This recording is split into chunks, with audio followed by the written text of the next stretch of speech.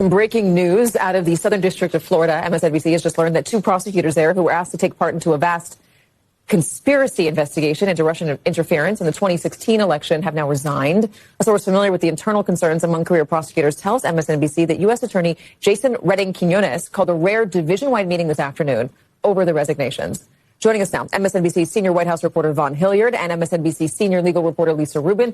Vaughn, I read through the piece. It's hard to follow in places because there's so many different things going on. Can you try to untangle it for us and simplify what exactly is at concern here in Florida?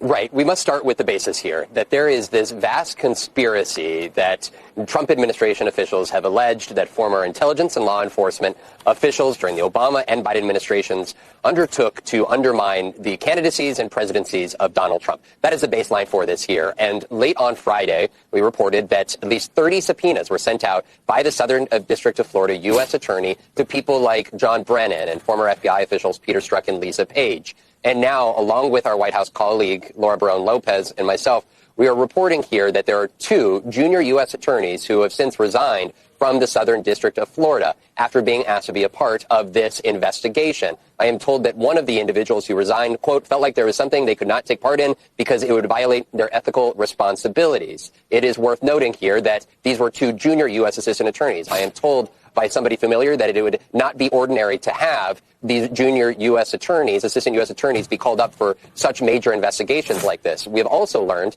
that the individual that signed off on these subpoenas was the number 3 at the Southern District of Florida U.S. Attorney's office. Now, this is abnormal. This is the executive assistant U.S. attorney because usually somebody in leadership doesn't sign off on indictments or subpoenas. Think back to when it was odd that Lindsay Halligan signed off on the indictments in the Northern District of Virginia, for instance, because she couldn't find any career prosecutors in the office to move forward with the indictments themselves. And that is what we are seeing down there in the Southern District of Florida, that the number 3 in the office is the one who signed off on at least some of these subpoenas. Now, that is what led this afternoon, we are told, to the U.S. Attorney of the Southern District of Florida, the Trump-appointed Jason Redding Quinones, to call a unit-wide meeting of 2 to 3 dozen prosecutors in the Major Crimes Division here this afternoon to address the concerns stemming from not only the investigation, but also the resignation of those 2 attorneys who were asked to be a part of the investigation. We still don't know the full scope of this investigation, but of course President Trump has explicitly called for the jailing of Barack Obama, to Clapper, to a litany of other individuals, and we know that there is an investigation that is ongoing. Subpoenas have been sent out, and at least 2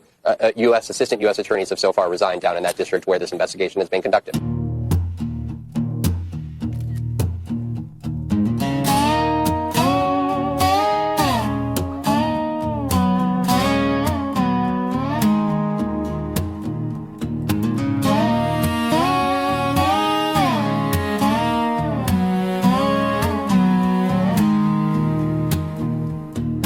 Found him in the box, buried it in my pit. Won't you come and save me? Save me.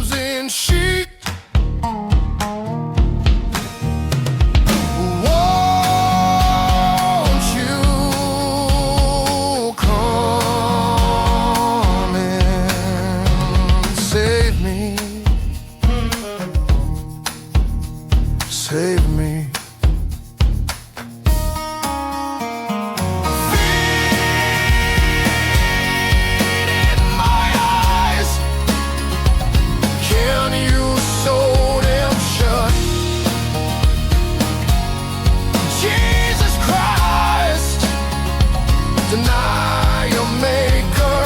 He who tries this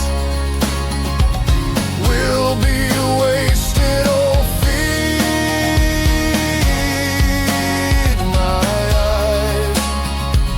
Now you've sown them shut.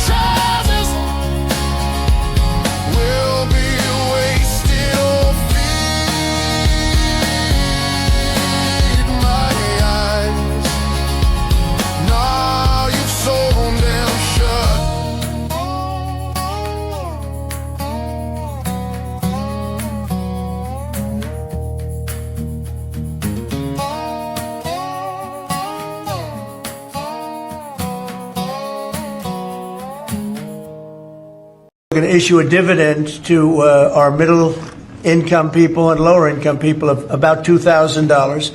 And we're going to use the remaining tariffs to lower our debt. We're going to be lowering our debt, which is a national security thing. So we're doing a lot of good work. And the numbers were reported so incorrectly. The real numbers are trillions of dollars have been taken in or gotten in terms of investment from the tariffs. And so if that were ever reversed, it would be a disaster. Frankly, it would be a national security problem for our country. And nobody thinks it's going to be reversed. I think we had a very good court case. As you know, it's before the Supreme Court right now. But if that were ever reversed, you know, people are saying, oh, it's $1 billion. Some people said, oh, it's $2 billion. Well, that obviously we can handle very easily. But this is trillions of dollars we're talking about in terms of the tariff income and all the investment income that's come into our country.